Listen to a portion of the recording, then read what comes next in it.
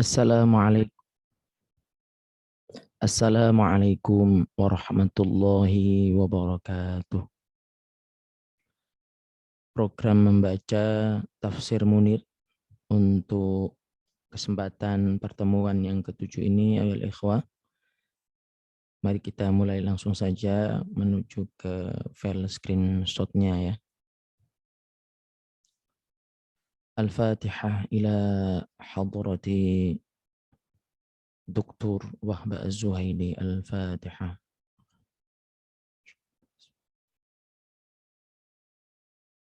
Na'udhu.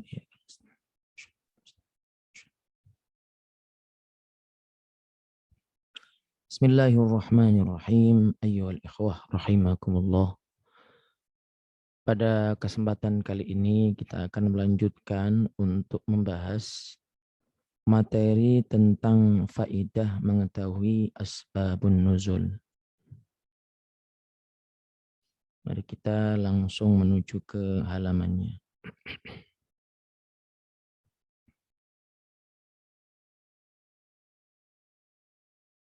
Baik.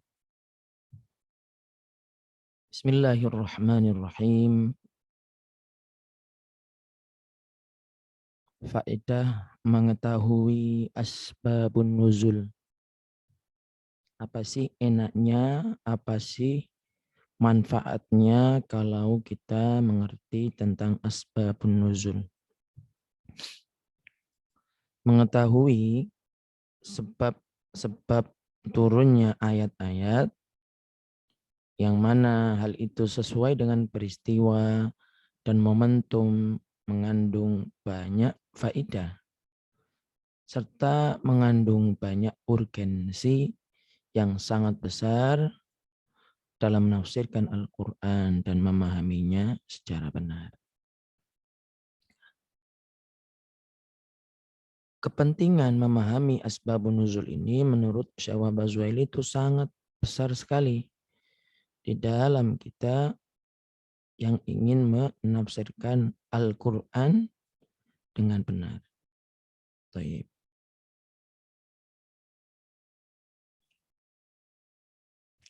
Karena asbabun nuzul mengandung indikasi-indikasi yang menjelaskan tujuan daripada hukum. Kemudian menerangkan sebab pensyariatan seperti puasa. Ketika kita membaca ayat tentang puasa, maka kita akan tahu apa tujuan hukumnya ditetapkan puasa sebagai syariah. Kemudian dijelaskan pula nanti kenapa puasa dijadikan sebagai syariat. Tujuannya kita nanti tahu, sebabnya nanti kita tahu, bahkan nanti mampu menyingkap rahasia-rahasia di balik pensyariatan tersebut. Baik. Di samping itu, faedahnya adalah membantu memahami Al-Quran secara akurat dan komprehensif. Penting ini, ikhwah. Akurat berarti tepat. Komprehensif berarti sempurna, lengkap. Kendati pun yang menjadi patokan utama adalah keumuman kata, bukan kekhususan sebab. Ini merupakan dasar ya. Bi umumil lafzi la bi khususis sabab. Tayyib.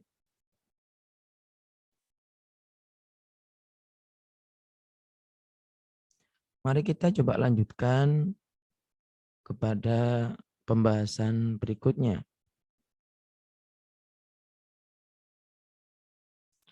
Di dunia perundang-undangan zaman sekarang, kita melihat apa yang disebut dengan memorandum. Ya.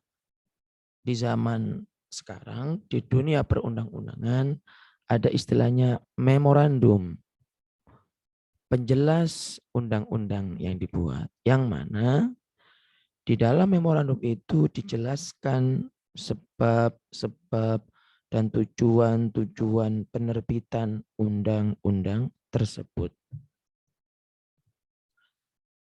Hal ini diperkuat lagi dengan fakta bahwa setiap aturan tetap berada dalam level teoritis dan tidak memuaskan banyak manusia. Jadi, ada fakta yang memperkuat bahwa setiap aturan itu masih berada pada level teori gitu. Dan hal itu belum memuaskan banyak manusia selama ini.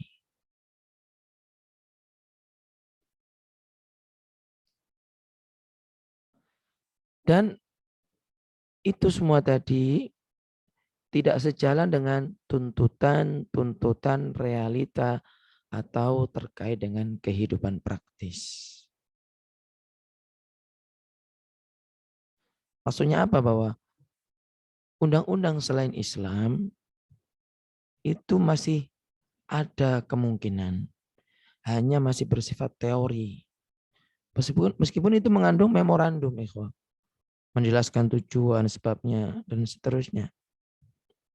Namun hal itu nanti akan ada kemungkinan tidak sejalan dengan tuntutan realita yang itu berhubungan dengan kehidupan sehari-hari. Baik. Semua itu menunjukkan bahwa syariat Al-Quran ini tidak mengawang di atas level peristiwa. Tidak seperti penjelasan sebelumnya tadi. Atau dengan kata lain, Al-Quran bukan syariat utopis, bukan syariat idealis yang tidak mungkin direalisasikan. Al-Quran bukanlah hal yang seperti itu.